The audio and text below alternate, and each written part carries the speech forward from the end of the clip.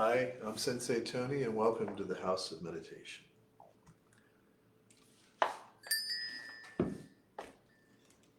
Between sunlight and shadow, the great mystery unfolds. Make life your treasure.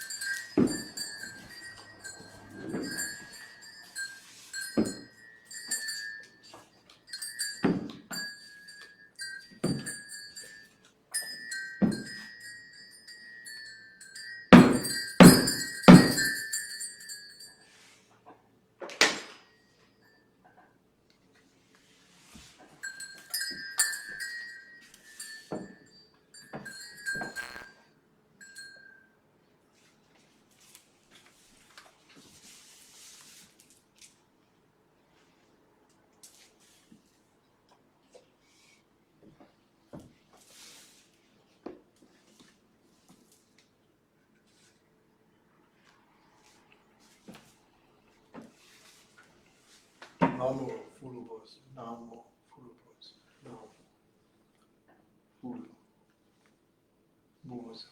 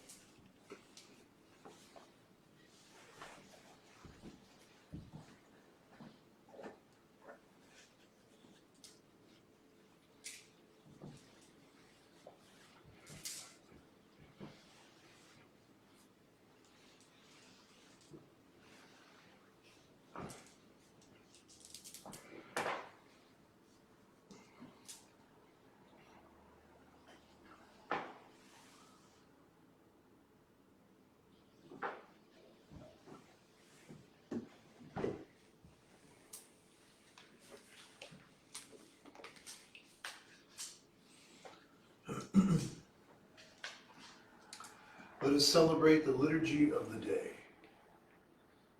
Let us share the peace. May all beings awaken to that peace which is our true home. Let us take refuge. I take refuge in the ground of being, within which I live and move and breathe. Let us make the accord. I take sanctuary in the heart of being, accepting all of my delusions in thought, word, or deed, born of ignorance, hatred, and greed. Let us give thanks. I give thanks for all things, awakening to the interbeing of all nature. May my heart be open and my mind be clear. May all be free from suffering and the causes of suffering, and may all come to know that peace which is born of insight and understanding.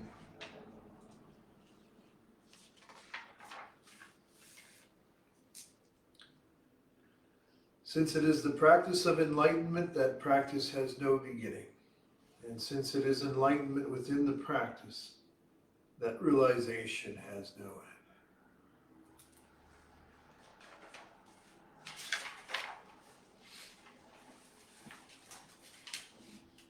So welcome everyone. This is December 7th. We begin our celebration of the enlightenment of Shakyamuni Buddha. Now, the official dates for this on some calendars actually climax on December 8th, which is tomorrow. Some groups will have what they call Rahatsu, which is just a Japanese word to say, I think it's the 12th month on the 8th. And basically they'll begin sesshin or retreats that begin about a week before. Being a lay community, what we tend to do is we tend to start around the 8th, and then we'll go to like a week later, around the 14th or 15th. This year we'll, because of the changes that have occurred and all the different things going on in the world, we've adjusted our schedule to that. So we're going to begin the Satori season tonight, and then we will have our ceremony, our larger ceremony, on Saturday, 6:30 p.m. Eastern Standard Time, and we will live stream it from the House of Meditation. So that's what we're doing now. And I will offer some practices for this week, especially because of this time of year, and we'll kind of go into that a little bit more. But let's continue with the Ask Sensei Tony series. And the question that I received from someone last week is, Dear Sensei Tony, how do I find peace in an uncertain world? So the quote tonight is actually attributed to the Buddha Shakyamuni, and it's from a text called the Dhammapada. Better than 1,000 useless words is one useful word, hearing which one attains peace. So that's a big question. How do I find peace in an uncertain world? So to begin my talk, I'm going to share with you another passage which is located in the sutras and attributed to the Buddha, Shakyamuni. And this is a tough one. There are certain sayings by the Buddha, you read them and it's like, oh yeah, that makes sense. It's just straightforward. And then there are other ones that require a bit more contemplation because they have a very deep meaning, and sometimes the initial reading is not as clear. But here it is. If one thinks, he insulted me, he struck me, he cheated me, he robbed me, as long as we have those thoughts, we will not find peace. If we can give up such thoughts entirely, we will find peace. I think that's a tough passage, right? How does one understand that? And so in order for us to do that, I'm going to offer a few more things that we'll kind of come back to it. And I think once I kind of share this other information, hopefully that'll explicate it and make it a little clearer. So when someone asks me a question like that, how do we find peace in an uncertain world? So the first thing that I would say to that is, what is a certain world? Like when someone says to me, living in times of uncertainty, or, living in an uncertain world, my thought is, what's certain? What about this? There's the old word for it in the Buddhist text is saha. In this saha world, what is certain? Now, we sometimes get lulled into certainty because we get into habits and we get into routines and things seem to go from one to the other. But the reality is, it's always uncertain. We live in the illusion that there's certainty. But there is no certainty. You might have certainty that you will go from here, let's say, and you're going to walk up to the second floor of the house of meditation. You didn't know you were going to trip. You didn't know you were going to hurt your leg. Right? There was nothing in your mind that said, well, it's certain. Every time I go up those steps, nothing will happen to me. And then one time you do, and there it is. We think that life is certain, but there's nothing certain about this life. Absolutely nothing. And some of us know that better than others, but I think a lot of people live under the illusion that there can be some kind of certainty that you can hold on to, and that that'll make everything okay. I know of nothing like that in this world. Nothing. And in fact, the expression saha, S-A-H-A, saha world, can be translated as, this is the world where we must bear things. We have to bear the pain of living. We have to bear the pain of birth. We have to bear the pain of death. And we have to bear the pain of all the things that happen to us in between. And so for me, that resonates. I understand this is a saha world. It's uncertain. And using this person's question, which is a good question, how do I find peace in an uncertain world? The first thing that we have to do is we have to be clear that peace will never come from an uncertain world.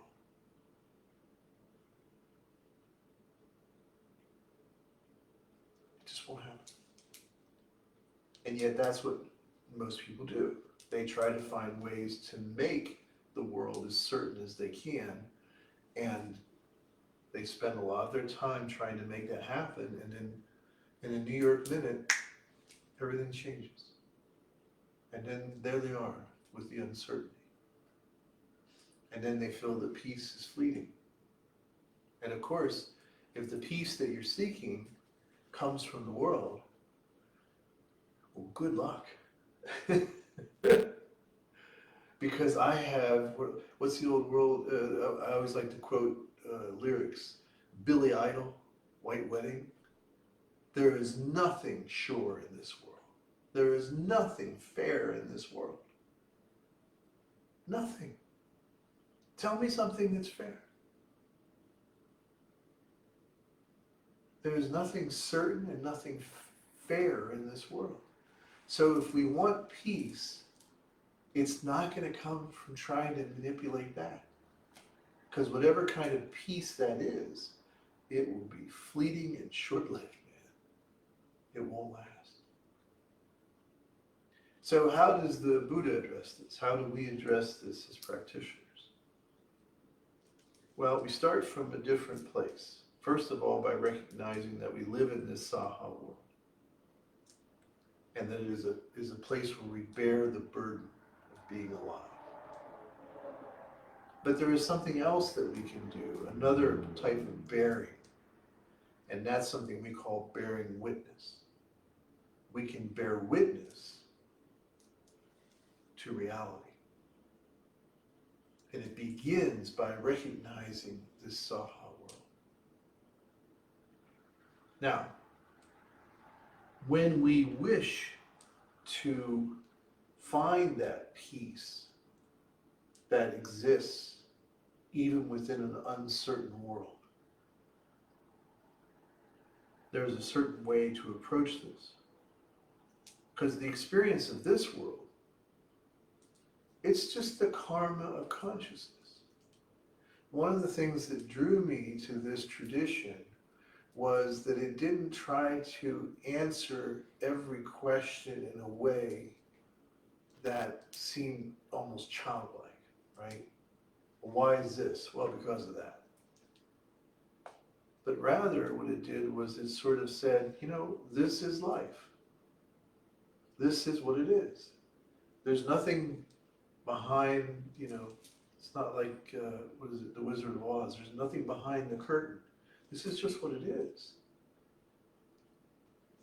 When we plant a seed in the ground, and that seed grows into a tree, like a pine tree, you know. I love pine trees, and of course, during this time of the year, we celebrate the pine tree. And in the Zen tradition of Buddhism, the pine tree is a symbol of the eternal. It's woven into the cases that they wear, a sprig of the pine. But you think about it, right? It grows from this tiny, tiny thing into this magnificent structure. And the process of that, from the time that the seed falls until the time that it grows into this majestic carnivorous, that's just how it is. That's life. And humans are the same way. We're just like the tree. There is life, and this is how it unfolds. It's a little different for us because our consciousness is different. Our self-awareness is different. At least, I think so. I've never spoken to a tree. But we have a self-awareness, a type of self-consciousness that makes it a little different for us. But that's our understanding. Our understanding is that this life is just the karma or cause of consciousness come into being. Consciousness starts here as a small seed, and then it grows into Buddha. It grows into this universal consciousness. Why it grows that way and how it grows that way, we can understand how, but why? It just is. So when we look at the world, and we call it a Saha world, or a world of uncertainty, maybe that's not because there's something wrong with the world, but maybe there's something wrong with the way we're seeing the world. So if we begin with our foundation of just saying, this is how it is, just like the seed that grows into the pine tree, the little consciousness that grows into universal consciousness, this is just how it works. Just how it works. And the pain of being self-aware or self-conscious is just part of the growth. Because the growth of anything, in some ways, is painful. Remember when we were kids and people would say, oh, they're just growing pains? Well, there's some truth to that. So there's growing pains when we go from self-consciousness. We go from consciousness, like maybe a tree, to self-consciousness, like a human, to the universal consciousness of a Buddha. Yeah. It can be painful. But part of why we experience it as suffering is not because so much of there's something wrong with the world or something about the world that needs to be changed. But it's how we're seeing it. So, what can we bear witness to? Well, in our practice, we bear witness to the universe. We bear witness to reality. And as we bear witness to reality, starting from a place of not knowing, starting from a place of questioning everything, I mean everything, we bear witness to what we can perceive. We can bear witness to what we might know. And what we discover is that there are three principles and three practices that we can realize. And if we practice those three principles, we will find peace in an uncertain world. We will find peace in this Sangha world, because we will begin to see and understand the world in a different way.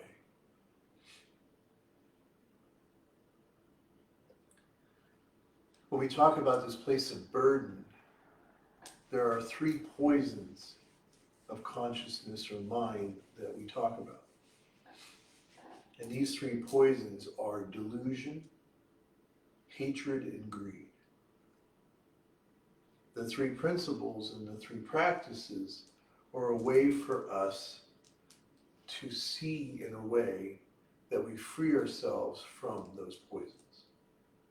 The practices and principles are like an antidote to those poisons of the mind. The poisons of the mind that are part of the natural evolution of our consciousness and seeing this as a Sangha world. So, the three principles.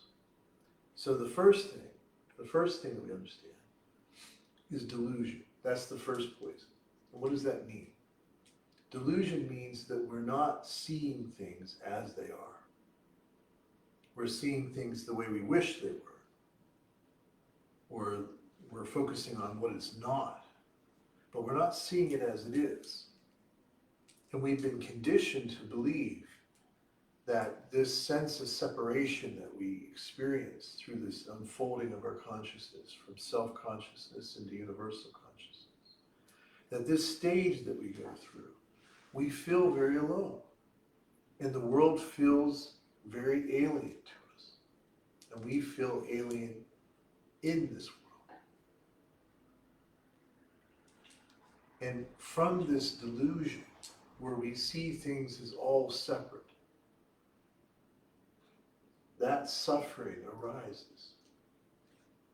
However, if we bear witness to what actually is going on in the universe, what actually we can know, we discover, or we awaken to the third principle.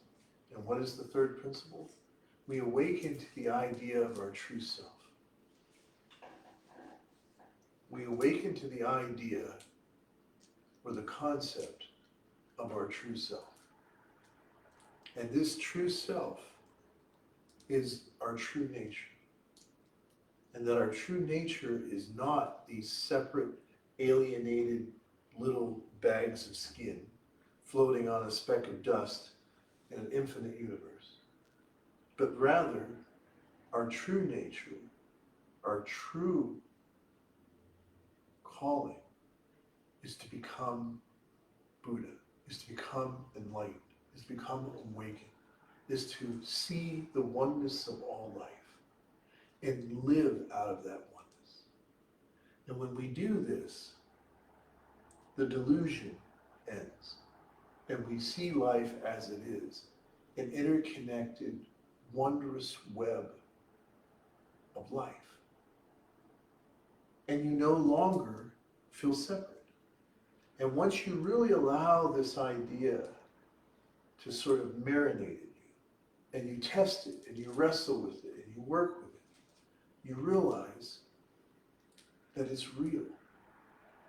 You can start with a metaphor, and just see how it functions practically. But in the end, you realize it's real. And then my identity is no longer limited to just this experience of this Tony. My experience of life is much larger now, because my true self is the very universe itself, becoming aware, becoming awake. And I no longer identify just with that limited self-consciousness. So that's the first one. We overcome delusion by seeing through our separateness and realize our oneness. The second principle is there to help us to overcome the poison of greed. So what happens from this delusion is we feel we're separate, right? So now if we're separate, we're trying to hold on to things. We're trying to grasp at things. Because, just like wanting things to be certain, we grasp at that. Because if we can't hold on to that, we're just these separate beings, and it's just, the suffering is immense. And so we get greedy. We're never really satisfied.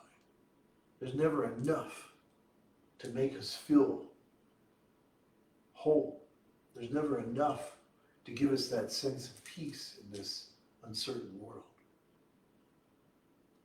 And greed sometimes, is easy to see. And we do it in our stories, like at Christmas time. My favorite story is The Christmas Carol. And we talk about, Scrooge and his greed. And that's one that's kind of easy to look at and see. But it can be more subtle than that. Part of my greed can just be this sense, quoting another song by Judas Priest, we are never satisfied. We're always looking for something else to do it, when everything that we need is within us. And that's what we realize through the first principle, the third principle of realization of our true self. And I think of the second principle related to greed. The second principle of oneness is about how we work with change, how we work with the uncertainty, and how we can become creative, and how new things only come into being when we are living out of that second principle. And that's how I believe we overcome greed, because we learn to take care of the ego self. The ego self is no longer the enemy. The ego self is no longer the center of the universe either. It's no longer, ironically, the separate, alienated aspect, and it's no longer the center of everything either. It's just an experience that I'm having, and one that I love, sometimes. Sometimes the experience of this ego self is unpleasant. But the experience of Tony, which began in 1963 and will end somewhere out here, hopefully a long time. That's just one experience. That's not the total, it's not the whole. And you don't have to even be spiritual to believe that. There's a theory by a scientist named Robert Lanza called the theory of biocentrism, and he has a new work out, which is his idea of how consciousness helps us to create a grand unified theory of everything. And it was before Lanza. He's just taking different insights from others and bringing them together. And they say the same thing. They say that essentially this experience of this life is one experience. And it's sort of like when you binge watch your favorite show, right? My wife and I do that regularly. We just finished J.K. Rowling's mystery series, Strike. Is that what it was called? Strike. It was very good. She wrote it under a pseudonym, Robert Galbraith. And then, it was revealed that it was J.K. Rowling, and it's really good. And it's a detective series, one of our favorite things. But there's only 3 books, so there's only 3 seasons. So we watched it and we're done. And now you're waiting for the next book to come out, if there is another book, and another season. And that's the way it is. But that's how I look at this life. This is a series I'm in. This is a movie I'm in. It's cool. It's fun. I love it. I'm totally there. But I know that ultimately I'm like an actor. And this is a role that I'm playing. It's not the only one I ever play, and it won't be the only one I ever play. And so I don't have to be greedy, and I can take care of myself because I know that I'm not a separate being, and I know this isn't the whole story. And so it stops me from the frantic grasping. And I can rest knowing that I live in this larger, boundless identity. And so this story, this role that I'm playing, I love it. That's not the only one. And according to some physicists, there's a lot of other ones going on at the same time right now. All little variations, like I'm here tonight, and another one, I'm not here, I'm somewhere else. But they're all that story. It's like those kids' books. You remember those books when you were a kid, or I remember my son was younger, they had different endings. So you read through the main body of the story and then you could go in different directions. Well, that's what physicists say today. The reality is that our consciousness is always going off in different directions based on each decision we make. So we live in an infinite variety of things. So there's no need. There's no need to rush. There's no need to worry. The founder of the mass-produced automobile, the Ford, great vehicle, founded by Henry Ford. Henry Ford believed in this. And he often said, I don't have to worry about it. If I don't figure it out here, I'll get it next time. So there was a sense that he didn't have to grasp after things.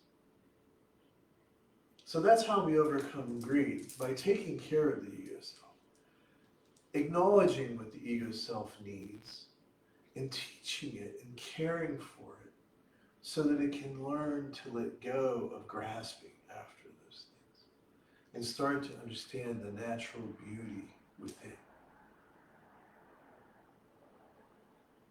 And then the third poison is hatred.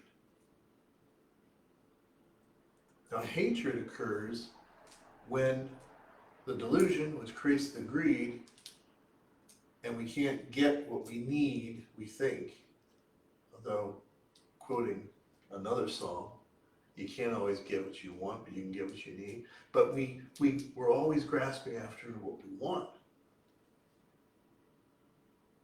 And when we can't get it, because we think we don't have enough, we need something outside of ourselves, then we start to hate. Because we see somebody that has something that I think I should have and I don't. Happens all the time to lots of people. And if we're honest, we do it too. We look at someone and we think, oh wow, I just had what they had. Or we don't think we can get that, and we're like, I hate them. I hate that. I hate them. And we do. And so what's the antidote for that? Well, the antidote for that is the first principle of oneness, and that is compassion. That we can learn to care for the ego self of others, to realize that even if someone has something that I think I want, the truth is, I don't know what it's like from the inside. I have had the experience as a counselor and teacher of working with people who in our culture had it made. They were attractive, they had money, and they had fame. And remarkably, in spite of those things, they saw this as a Saha world. They suffered. And it's hard, right? So one day I might be working with someone who's homeless, and the next day I'm working with someone who has 10 homes. But it doesn't matter. Because the suffering that each of those are experiencing is coming from the same place. It's coming from the same delusion. Coming from the same greed. Coming from the same hatred.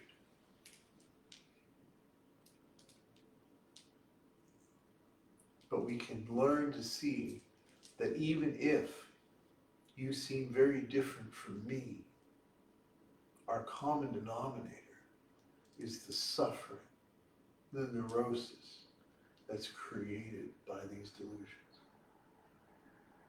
And so I can care for you, even if I don't like you. Because in our tradition, compassion is an action. It's not a feeling or an emotion. It's a recognition of the clarity that all beings are suffering. We suffer for the same reasons because of the same delusions. And that our suffering is what really makes it easy for us to see our oneness with each other. And it's hard to do that sometimes when people seem very different from us. But when we realize that we all suffer exactly the same way, then that allows us to care for them, to wish them to be free from their suffering. And it allows us to connect to people that are very different from us in a very real way.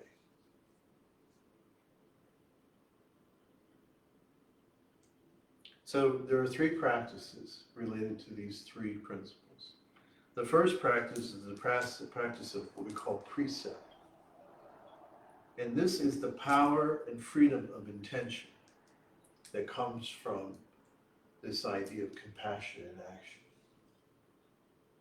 When I'm practicing precept, what I'm realizing is that I can let go of things I don't intend.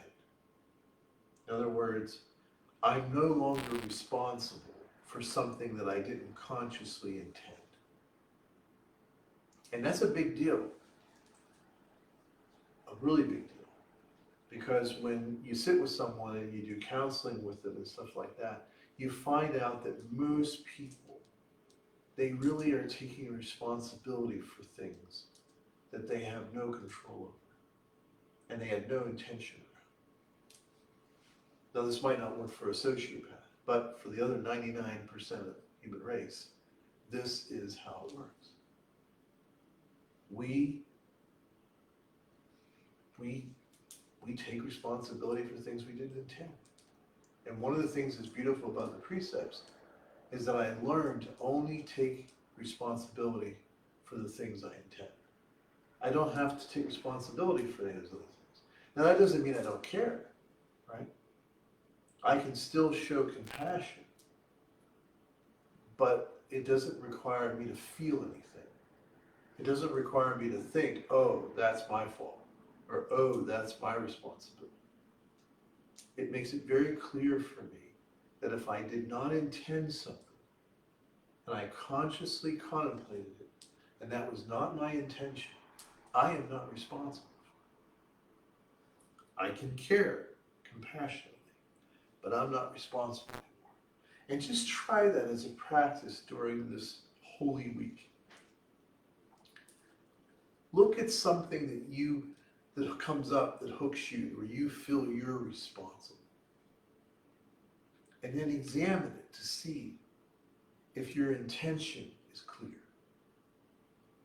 And if you realize through that practice that this had nothing to do with your intention and that you're not really responsible for it, just sit with that. Sit with how that is. Sit with that new thought and that new belief and see how you experience it. My experience of it is a sense of freedom and a new sense of power. The power of my intention. The second practice is the practice of mindfulness. And this is by creating clarity. And the practice that I recommend, and if you haven't been practicing with us or our Sangha, I'd recommend the 4 Direction System of Mindfulness book. Dig into it, contact us, and we'll teach you and help you go through it. But there's a practice in there called the 4 questions. 4 questions of mindfulness. And so, as a way of practicing around the idea of mindfulness, all I would like to offer or suggest is that, again, if you don't know the 4 questions, we can teach it to you. But if you know it, as many of you do, try practicing the 4 questions even when you're not really hooked by something. Even when it's something smaller. Because I promise you, if you do the 4 questions and you follow that mindfulness process, you will experience peace. You will experience that peace, which we call nirvana. You will have a taste of it. And anytime you're feeling that way, anytime that you feel things are out of whack, do the 4 questions. And even when things aren't out of whack, and it's something minor, do the 4 questions. Because doing that process trains your mind to become your ally. And it allows you, as you go through it, to experience that sense of peace that transcends the condition. And finally, there's the practice of meditation. And this is the practice of abiding beyond change.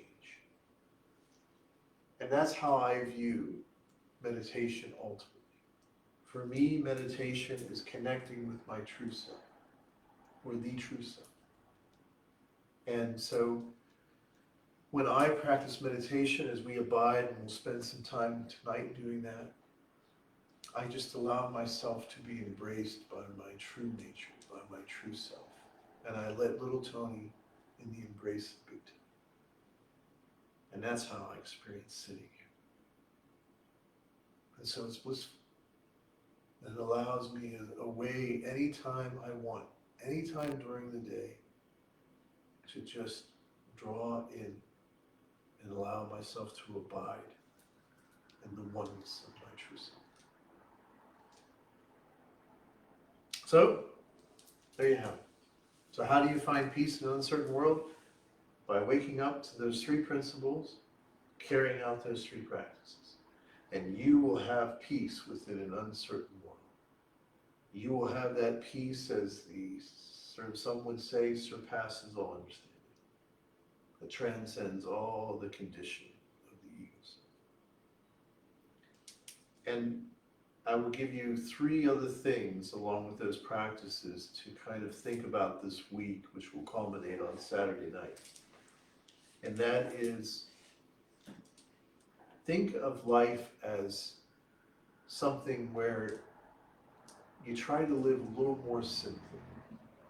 In other words, try to really appreciate the littlest, easiest things in your life. And really appreciate it. Like tonight we're going to do the greeting of the temple, and we'll make hot chocolate.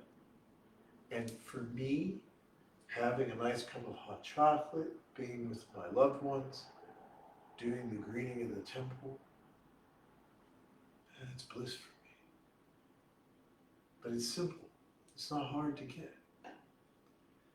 Secondly, give yourself time for study and devotion. Take time to practice. We get so busy that we forget. But take time each day to practice. Because then you're saying, I'm in control of my life, not everything else.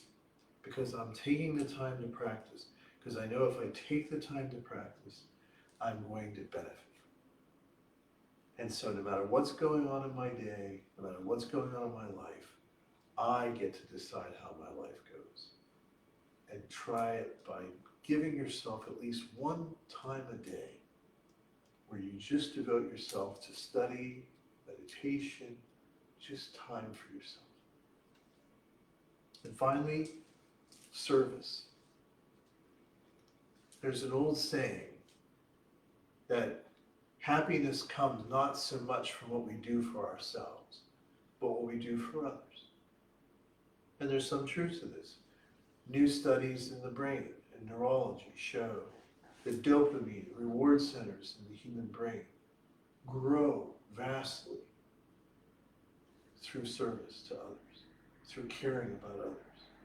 And the things that we do for ourselves shrink those, ironically, right? So think about, especially in this time of the year where so many spiritual traditions are celebrating in one way or another the light of love and wisdom. Try just this week, if no other time, ask yourself, how could I serve someone else today? How can I help someone else? And see how it feels. So, for the person that asked that question, I hope that was helpful.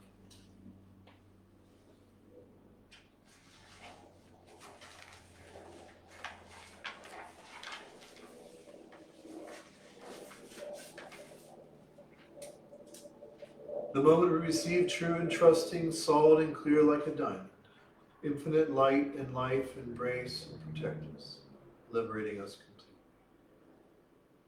Let us take the four immeasurable vows. Sentient beings are numberless, I vow to liberate them. Delusions are endless, I vow to end them. The ways of compassion and wisdom are boundless, I vow to embody them. The way is unattainable, I vow to attain it.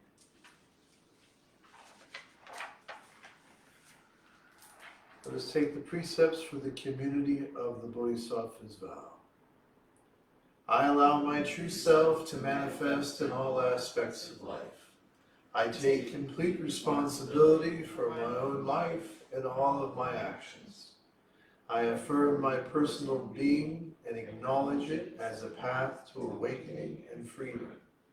I embrace all aspects of my personal being, including my shadow, so that they may be transformed.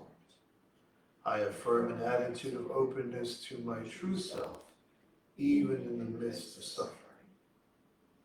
We will now make our incense offerings, and we will chant the Nembutsu. After that, we will observe a period of quiet abiding.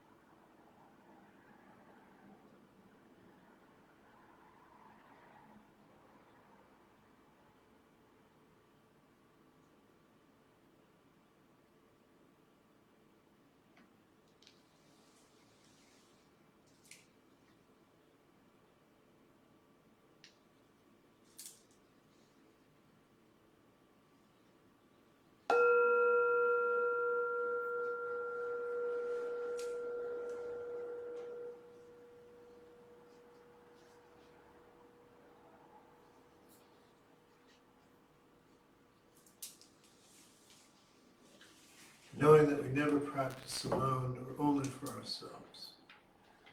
Let us recite the Gatha of the Bodhisattva. We dedicate this practice to the welfare of all beings throughout all space and time. May it always be so. Om. Om. Om.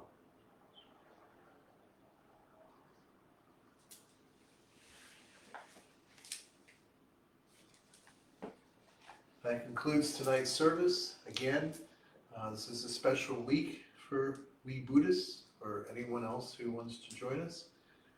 This is the season of Satori. Satori is a Japanese word. It means the Great Awakening.